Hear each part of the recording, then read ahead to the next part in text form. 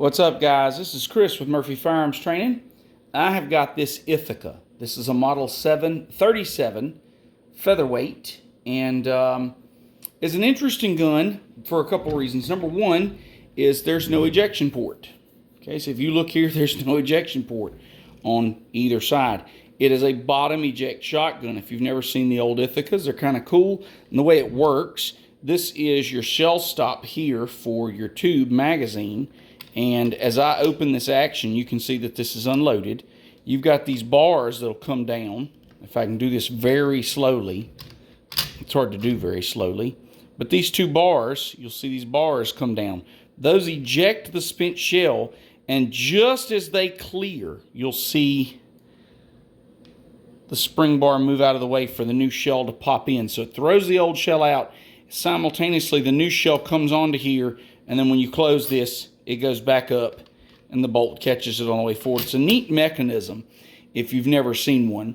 The other cool thing about it is taking it apart. It was taking this gun apart, and if you take a Remington, a Mossberg, pretty much any pump or semi-auto modern guns, you've got this cap here, and you go lefty-loosey, you loosen that, and it holds the barrel on. Well, this piece here is preventing that cap from going that way.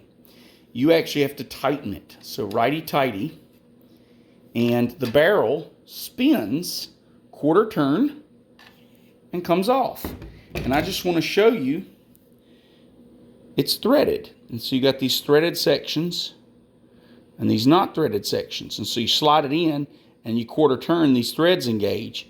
So it's kind of a neat system. So anyway, it's an old school shotgun. This is a 20 gauge model, and it's really old school shotgun. They don't make things like this anymore.